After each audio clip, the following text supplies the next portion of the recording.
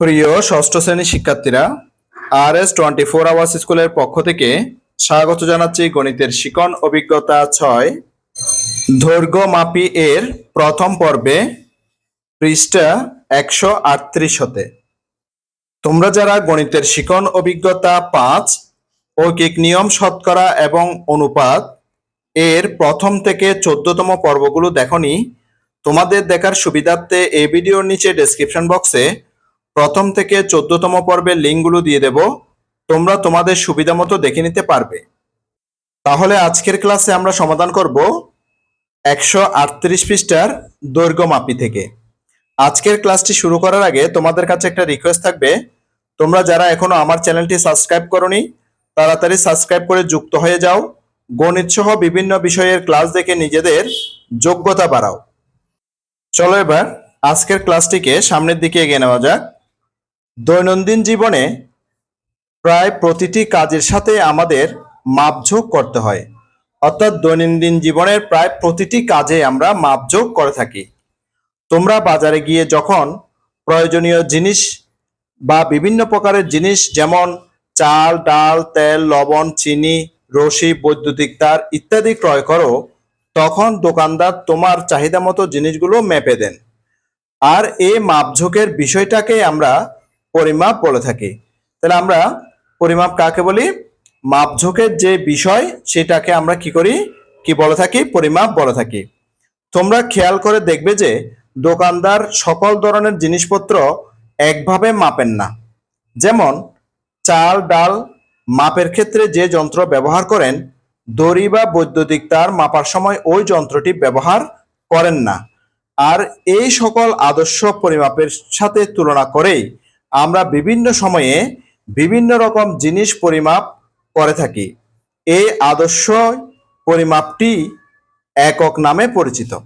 যেমন আমরা চাল মাপার জন্য যে জিনিসটি ব্যবহার করি, কিন্তু তেল মাপার জন্য সেই জিনিসটি ব্যবহার করি না। কিন্তু আমরা যখন কাপড় মাপার জন্য যে জিনিসটি ব্যবহার করি, সেই জিনিসটি স্বর্ণ মাপার জন্য কিন্তু ব্যবহার করি না। তাহলে আমরা এক এক রকম জিনিস পরিমাপের জন্য এক এক রকমের একক ব্যবহার করে থাকি। যেমন আমরা চাল মাপার জন্য কিলোগ্রাম ব্যবহার করে থাকি, গ্রাম ব্যবহার করে থাকি। আর আমরা যদি যে কাপড় মাপার জন্য আমরা গজ, ফুট, ইঞ্চি এগুলো ব্যবহার করে থাকি। আমরা যে বৈদ্যুতিক তার মাপার জন্য আমরা গজ ব্যবহার করে থাকি, মানে গজ এককটি ব্যবহার করে থাকি, অথবা ফুট এককটিও ব্যবহার করে থাকি। তাহলে আমরা দেখতে পাচ্ছি কি এক এক জিনিস পরিমাপের জন্য আমরা এক এক ধরনের একক ব্যবহার করে থাকি। নিশ্চয়ই তোমরা এটা বুঝতে পেরেছো এবং তোমরা সেটা কিন্তু যে দেখেও থাকো। তোমরা যখন জিনিস কিনতে দাও সেটা কিন্তু তোমরা অবশ্যই একদম যে বাস্তবভাবে তোমরা সেটা দেখে থাকো। তোমাদের নিশ্চয়ই এখন জানতে ইচ্ছে করছে এই পরিমাপ ব্যবহার বা ব্যবস্থার প্রয়োজন হলো কেন? তোমাদের নিশ্চয়ই এখন জানতে ইচ্ছে করছে যে এই পরিমাপ ব্যবস্থার প্রয়োজন হলো কেন? একটু চিন্তা করে বলো তো, পরিমাপ পদ্ধতি যদি আবিষ্কার না হতো তাহলে কি দর্জি একদম সঠিক মাপে তোমার জামা তৈরি করে দিতে পারতেন? যদি পরিমাপটা যদি আমরা আবিষ্কার না করতে পারতাম, তাহলে কিন্তু তুমি যে জামাটা গায়ে দাও সেটা যদি দর্জি সঠিকভাবে পরিমাপ না করতেন, তোমার যে শরীরের সাথে যদি পরিমাপ করে সেটা তৈরি না করতেন, তাহলে কিন্তু সেই জামাটা তুমি পরতে পারতে? বা তিনি কি এটা তৈরি করতে পারতেন? পারতেন না, অর্থাৎ সঠিকভাবে সেটা তিনি তৈরি করতে পারতেন না। আবার পরিমাপ প্রক্রিয়া আছে দেখেই তো তুমি বলতে পারো তোমার বাড়ি থেকে শিক্ষা প্রতিষ্ঠানের দূরত্ব কত। পরিমাপ প্রক্রিয়াটা বা পরিমাপের যে একক সেটা আছে বলে কিন্তু তুমি বলতে পারো যে তোমার বাড়ি থেকে তোমার বিদ্যালয়ের দূরত্বটা কতটুকু। আরো মজার কথা কি জানো? মানব সমাজের একদম শুরু থেকে মানুষ নানা ধরনের পরিমাপ প্রক্রিয়া সৃষ্টি করেছে। আরো মজার বিষয়টা কি যে মানব সমাজের একদম শুরু থেকে মানুষ নানা ধরনের পরিমাপ প্রক্রিয়া সৃষ্টি করেছে। পরিমাপ ব্যবস্থার সবচেয়ে পুরনো নিদর্শন পাওয়া যায় প্রাচীন মিশর, এরপর হচ্ছে কি মেসোপটেমিয়া, এরপরে সিন্ধু উপত্যকা এবং সম্ভবত ইলাম অর্থাৎ যেটা ইরানে অবস্থিত এর অধিবাসীদের মাধ্যমে। তাহলে আমরা কি শিখলাম? আমরা জানতে পারলাম এখান থেকে যে পরিমাপ ব্যবস্থার সবচেয়ে পুরাতন নিদর্শন যেটা পাওয়া গিয়েছে কোথায়? প্রাচীন মিশরে। হ্যাঁ, তারপর হচ্ছে কি মেসোপটেমিয়া সভ্যতার সময়, সিন্ধু উপত্যকা এবং সম্ভবত ইলাম যেটা ইরানে অবস্থিত এর অধিবাসীদের মাধ্যমে আমরা যে পরিমাপের ব্যবস্থার সবচেয়ে পুরাতন নিদর্শনটা আমরা সেখান থেকে পেয়েছি। এবার চলো আরো সামনের দিকে আগাই। দৈর্ঘ্য পরিমাপের অতি প্রাচীন এককটি আসে, অর্থাৎ দৈর্ঘ্য পরিমাপের অতি প্রাচীন এককটি আসে মিশরীয় অধিবাসীদের মধ্যে প্রচলিত একক কিউবিক থেকে। তাহলে আমরা দৈর্ঘ্য পরিমাপের যে অতি প্রাচীন একটি একক সেটা কোথা থেকে আসছে? সেটা মিশরীয় অধিবাসীদের মধ্যে প্রচলিত একক কিউবিক থেকে এসেছে। আমরা এখন যেভাবে মিটার ব্যবহার করি তারা ব্যবহার করত কিউবিক। তাহলে তারা কি ব্যবহার করত? কিউবিক ব্যবহার করত। ছবিটি একটু ভালো মতো খেয়াল করো, দেখলে বুঝতে পারবে মিশরীয়রা কিভাবে হাতের মাধ্যমে দৈর্ঘ্য মেপে ফেলতো। আমরা উপরে যে ছবিটা দেখতে পাচ্ছি সেই ছবিটা একটু ভালো করে খেয়াল করো। এই ছবির মাধ্যমে কিন্তু মিশরীয়রা তাদের দৈর্ঘ্য পরিমাপ করত। দেখো এখানে যে এক হাত হচ্ছে কি 2 কিউবিট। এক হাত হচ্ছে কি 2 কিউবিট, আর এখান থেকে এখান পর্যন্ত হচ্ছে যে 1 কিউবিট। তাহলে পুরো হাতটা হচ্ছে 2 কিউবিট, আর এখান থেকে এখানে যে হাতটা হচ্ছে যে কি এই মাপটা হচ্ছে পরিমাপটা হচ্ছে কি 1 কিউবিট। আর এখানে যে এখান থেকে এখানে যে দূরত্ব সেটা হচ্ছে কি 1 পাম। আর এখান থেকে যে পায়ের যে পাতাটা আছে এখান থেকে এখানে সেটা হচ্ছে কি 1 ফুট। এরপরে এই যে এখানে আঙ্গুল দেখা যাচ্ছে সে আঙ্গুলটা হচ্ছে কি 1 ডিজিট। তাহলে আমরা কিন্তু এখানে চিত্রটা দেখে অনেক কিছু জানলাম বা বুঝতে পারলাম। চলো এবার আরো সামনের দিকে আগানো যাক। তাহলে আমরা ছবি দেখে বুঝতে পারলাম কি যে মিশরীয়রা কিভাবে হাতের মাধ্যমে দৈর্ঘ্য মেপে ফেলতো।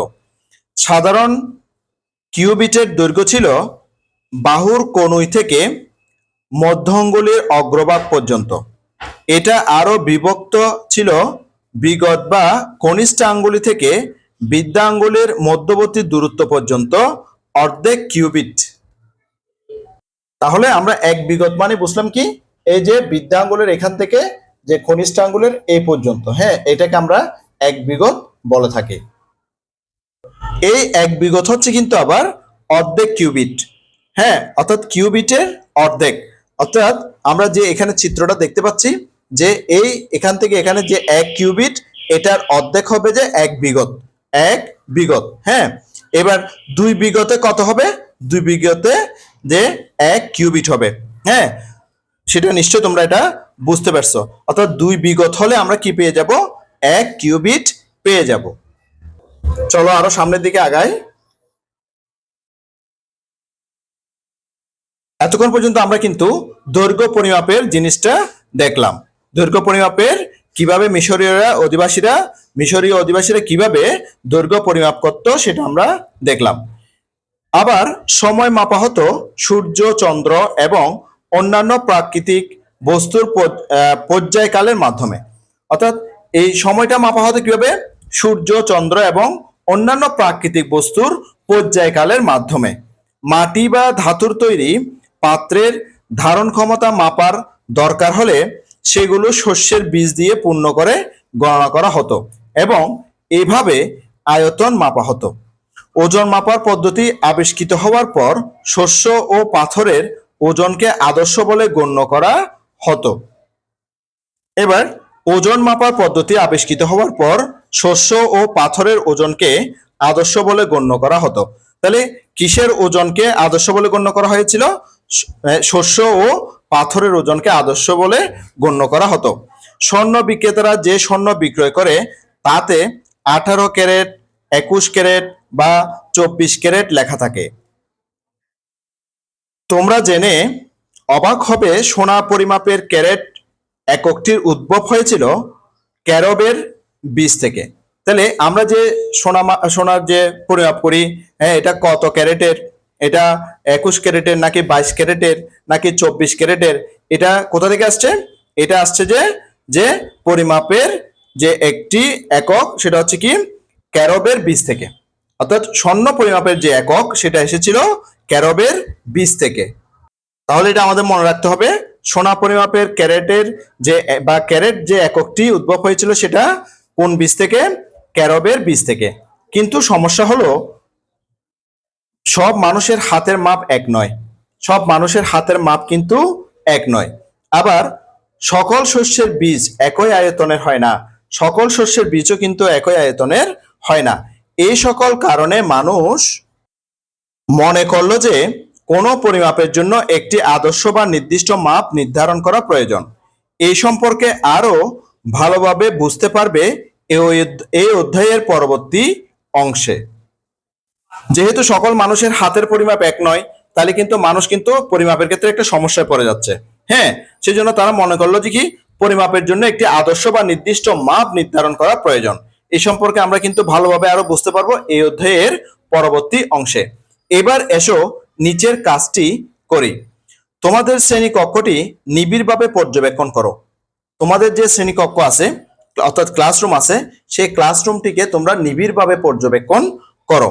এবার শ্রেণীকক্ষটি সহ এর দরজা জানালা, তোমাদের বসার ও বই খাতা রাখার বেঞ্চ টেবিল, ব্ল্যাক বা হোয়াইট বোর্ড ইত্যাদির নাম ও আনুমানিক মাপ লিখে নিচের ছকটি পূরণ করো।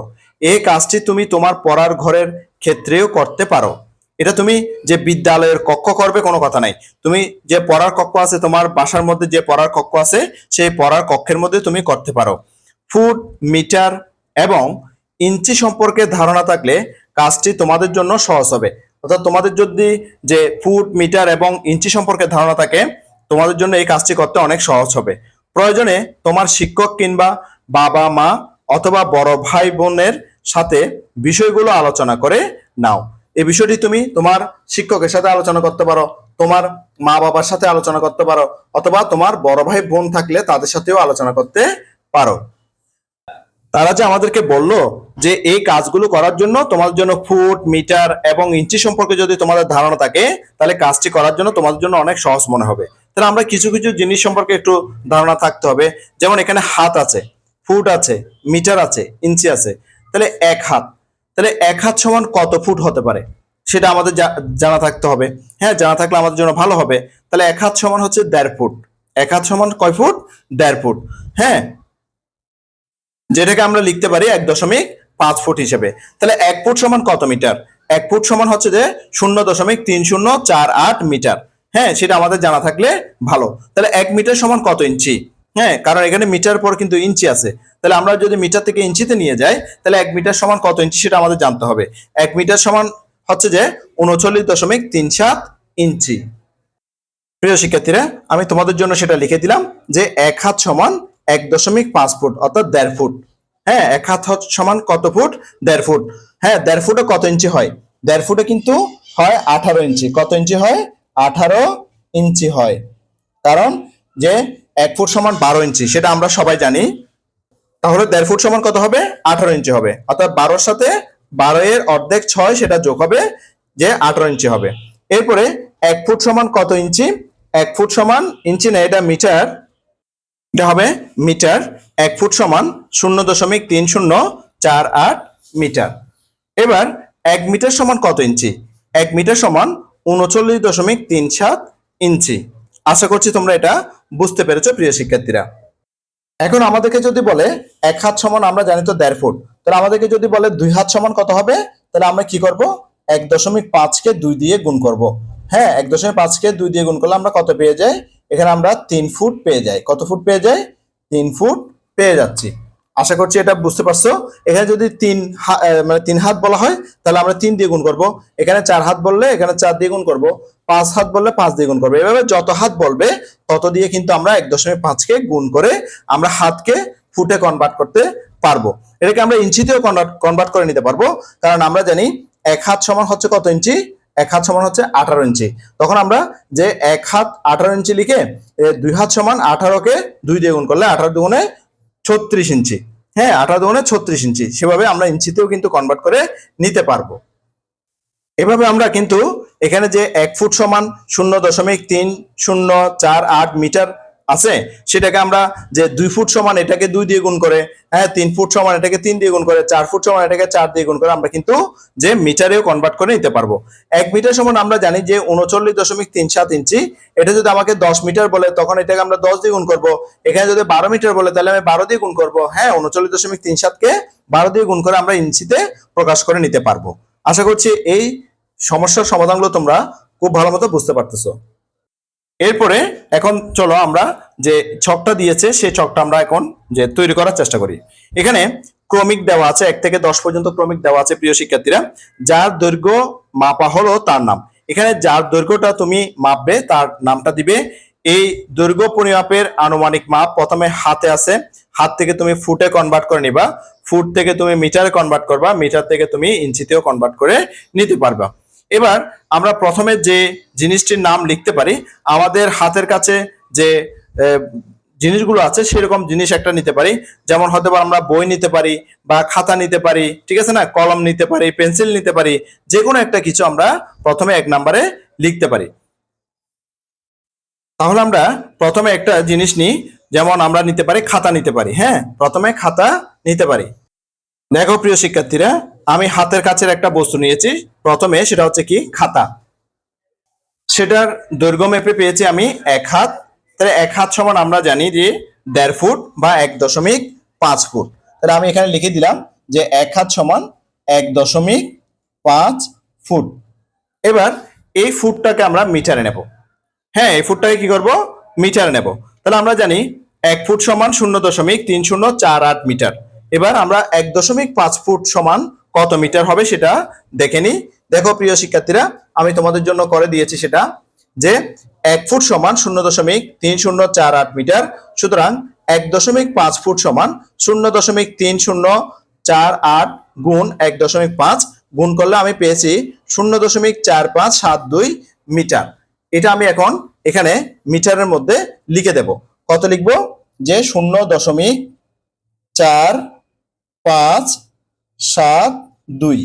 এবার এই যে মিটার, হ্যাঁ, অর্থাৎ আমরা যে 1 হাত সমান আমরা পেয়েছি কত মিটার, 0.4572 মিটার। এবার এটাকে আমরা ইঞ্চিতে নিব।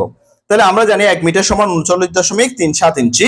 এবার এত মিটার সমান কত হবে সেটা আমরা বের করব। দেখো প্রিয় শিক্ষার্থীরা, তোমাদের জন্য আমি বের করেছি যে 1 মিটার সমান 39.37 ইঞ্চি। সুতরাং এটা 0.4572 মিটার সমান 39.37 গুণ 0.4572 ইঞ্চি গুণ করে আমি পেয়েছি 17.999। এরপরে কিন্তু আরো আছে যে 964, হ্যাঁ আছে, আমি দশমিকের পরে 3 অঙ্ক পর্যন্ত নিয়েছি, সেজন্য 17.999 ইঞ্চি লিখেছি। তাহলে আমরা সেটা লিখে দিতে পারি এখানে যে 17.999 ইঞ্চি। আশা করছি এই সমাধানটি তোমরা খুব ভালো মতো বুঝতে পেরেছো। তোমরা বুঝতে পারছো কিনা প্রিয় শিক্ষার্থীরা, সবাই অবশ্যই আমাকে কমেন্ট বক্সের মধ্যে জানাবে। আর তোমরা বাংলাদেশের কোন জেলা থেকে আমার ক্লাসটি দেখতেছো সেটা অবশ্যই আমাকে কমেন্ট বক্সের মধ্যে জানাবে। ভিডিওটি ভালো লাগলে অবশ্যই একটা লাইক করবে, আর চ্যানেলে নতুন হয়ে থাকলে অবশ্যই চ্যানেলটিকে সাবস্ক্রাইব করে নোটিফিকেশন অল করে বেল বাটনটিকে বাজিয়ে রাখবে। চলো এবার আরো সামনের দিকে আগানো যাবে। তাহলে আমরা যে খাতার যে দৈর্ঘ্য পেলাম 1 হাত, এই 1 হাত সমান হচ্ছে যে 1.5 ফুট। হ্যাঁ, এই 1.5 ফুট সমান হচ্ছে যে 0.4572 মিটার। 0.4572 মিটার সমান হচ্ছে যে 17.999 ইঞ্চি। আশা করছি তোমরা এটা খুব ভালো মতো বুঝতে পেরে গেছো। এভাবে প্রিয় শিক্ষার্থীরা, এখানে খাতার পরে বই, কলম, পেন্সিল, হ্যাঁ, এরপর হচ্ছে দরজা, জানালা, তোমার পড়ার টেবিল, হ্যাঁ, যা যা আছে আমাদের যে আশেপাশে যা যা বস্তুগুলো আছে সবগুলোর দৈর্ঘ্য আমরা এখানে লিখতে পারবো। প্রথমে হাতে লিখবো, মানে কয় হাত হচ্ছে সেটা। এরপরে এই হাতটাকে আমরা ফুটে কনভার্ট করে নেব, সেই ফুট থেকে মিটারে কনভার্ট করে নেব, মিটার থেকে আমরা ইঞ্চিতে কনভার্ট করে নেব। অর্থাৎ যে বস্তুটি আমরা লিখবো সেই বস্তুটি প্রথমে আমরা হাত দিয়ে মাপবো, কয় হাত হয় সেটা মাপবো। সেই হাত থেকে আমরা এটাকে কি করব, যে ফুটে প্রকাশ করব। হ্যাঁ, ফুটের মাধ্যমে প্রকাশ করব। ফুট থেকে আমরা মিটারে প্রকাশ করব, মিটার থেকে এবার ইঞ্চিতে প্রকাশ করব। তাহলে আমাদের আশেপাশে কিন্তু অনেক ধরনের সেরকম জিনিস আছে, হ্যাঁ, চেয়ার, টেবিল, হ্যাঁ, খাতা, কলম, পেন্সিল, দরজা, জানালা, হ্যাঁ, এই ধরনের অনেকগুলো জিনিস আমাদের আশেপাশে কিন্তু আছে। এই সমস্ত জিনিসগুলো দিয়ে এই ছকটি পূরণ করতে বলা হয়েছে। প্রিয় শিক্ষার্থীরা, আমি তোমাদের জন্য এই ছকটি পূরণ করে দেখাচ্ছি। দেখো প্রিয় শিক্ষার্থীরা, তোমাদের জন্য আমি ছকটি পূরণ করে দিয়েছি। তোমাদের আশেপাশে যে জিনিসগুলো আছে সেই জিনিসগুলো দিয়ে কিন্তু আমি পূরণ করেছি। প্রথমে খাতারটা আমি কিন্তু তোমাদেরকে দেখিয়ে দিয়েছি। এবার টিভিতে আমি দৈর্ঘ্য মেপে পেয়েছি 1.5 হাত, অর্থাৎ যে 1.5 হাত। কত হাত পেয়েছি? 1.5 হাত। তাহলে আমরা জানি 1 হাত সমান কিন্তু যে কত ফুট? 1.5 ফুট। কত ফুট? 1.5 ফুট। তাহলে 1.5 হাত সমান কত হবে? সেটা 1.5 কে 1.5 দিয়ে গুণ করলে 2.25 ফুট চলে আসবে। ঠিক আছে প্রিয় শিক্ষার্থীরা, এই জিনিসটা আমি তোমাদের জন্য একটু করে দেখাচ্ছি। দেখো যে 1 হাত সমান 1.5 ফুট, সুতরাং যেহেতু আমি 1.5 হাত লিখেছি, 1.5 হাত লিখেছি, তাহলে 1.5 গুণ 1.5 ফুট সমান 2.25 ফুট, যেটা আমি এখানে লিখেছি। দেখো 2.25 ফুট। এরপরে দেখো যে এই ফুটটাকে আমরা কোথায় নিয়ে যাব? এবার মিটারে নিয়ে যাব।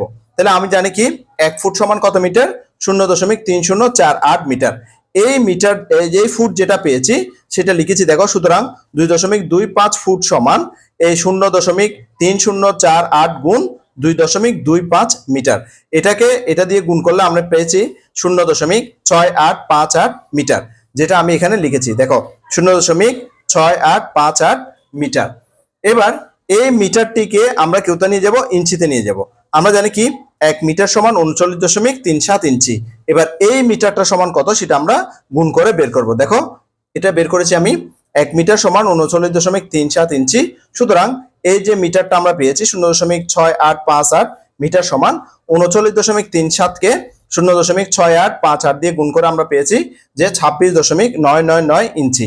সেটা আমি এখানে লিখে দিয়েছি।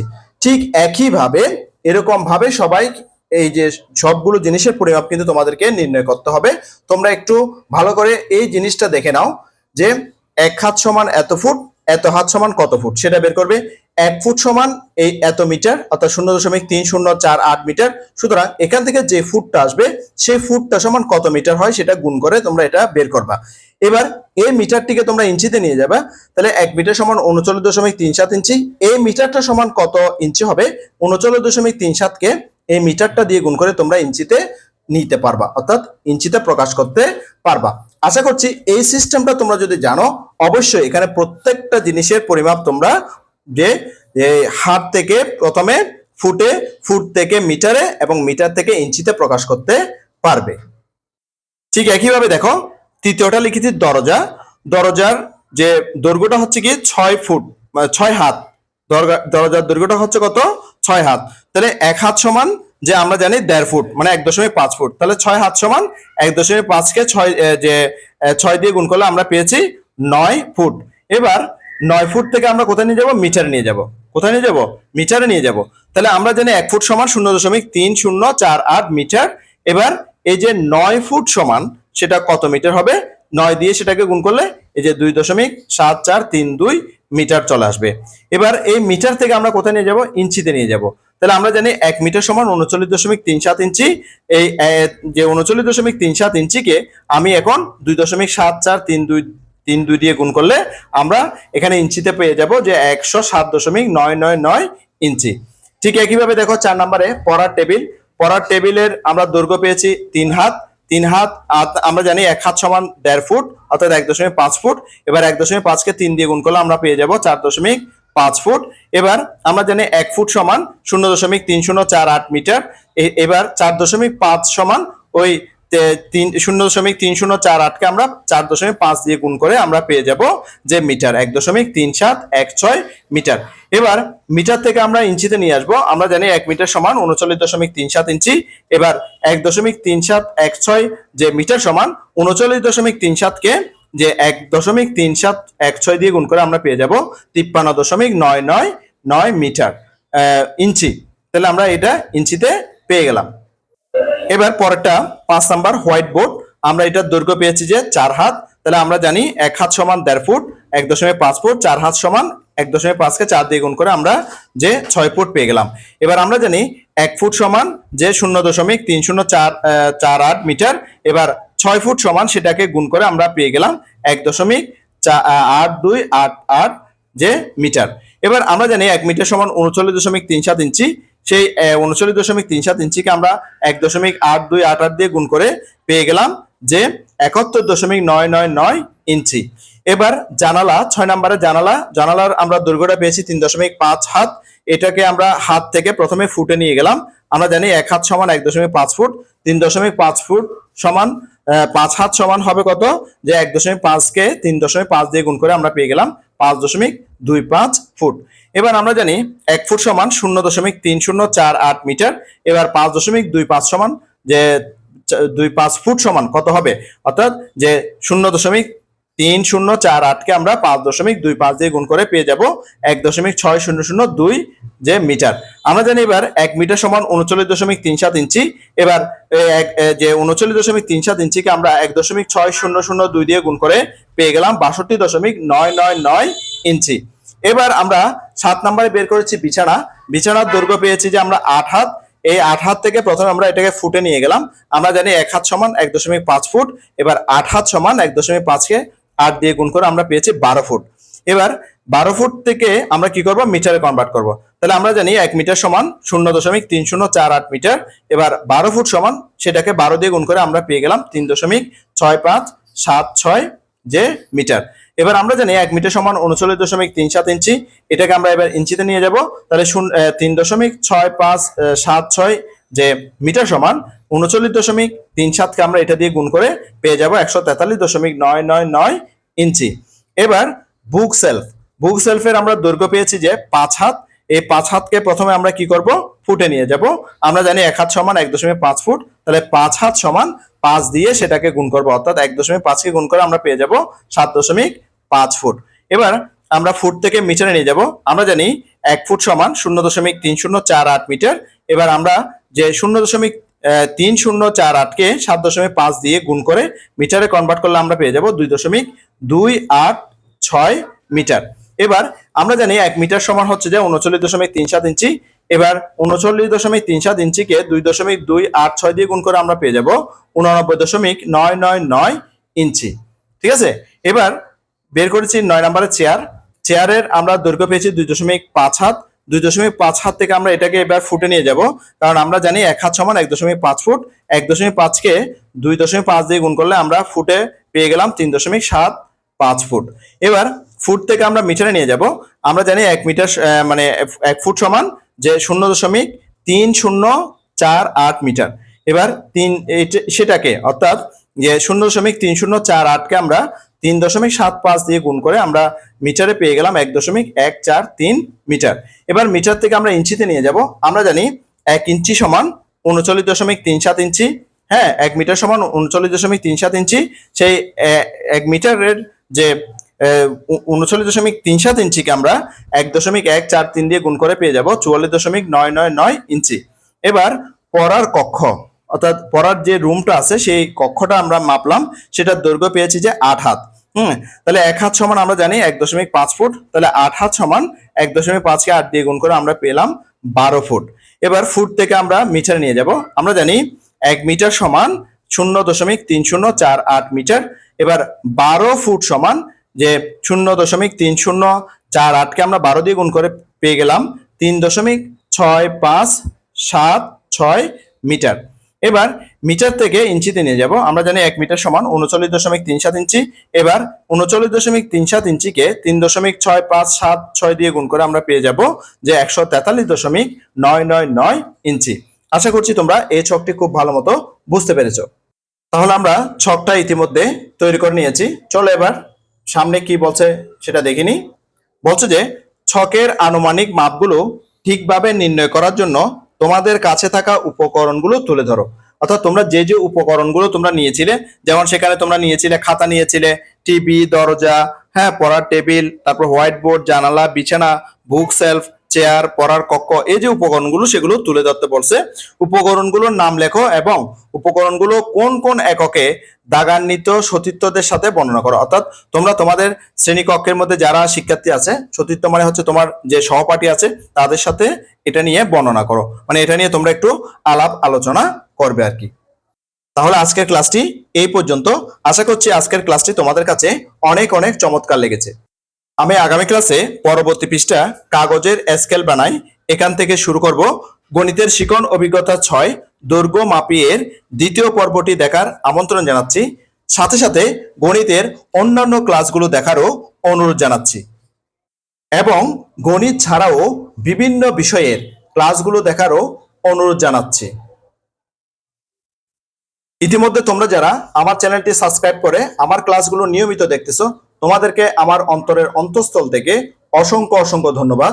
আর যারা সবেমাত্র আজকে প্রথমবার আমার ক্লাসটি দেখলা, তোমাদের প্রতি অনুরোধ রইল তোমরা আমার চ্যানেলটি সাবস্ক্রাইব করে পাশের নোটিফিকেশন অল করে বেল বাটনটিকে বাজিয়ে দাও। আর তোমার বন্ধুদের সাথে ও আত্মীয়স্বজনের সাথে ক্লাসগুলো বেশি বেশি শেয়ার করো, যাতে করে তারাও তোমার মতো দেখে উপকৃত হয়। গণিতের শিখন অভিজ্ঞতা 6 দৈর্ঘ্য মাপিয়ে দ্বিতীয় পর্বটি দেখার আমন্ত্রণ জানিয়ে আজকের ক্লাসটি থেকে এখানেই বিদায় নিচ্ছি। সবাই ভালো থাকবা, সুস্থ থাকবা, অবশ্যই নিরাপদে থাকবা। সবাইকে ধন্যবাদ।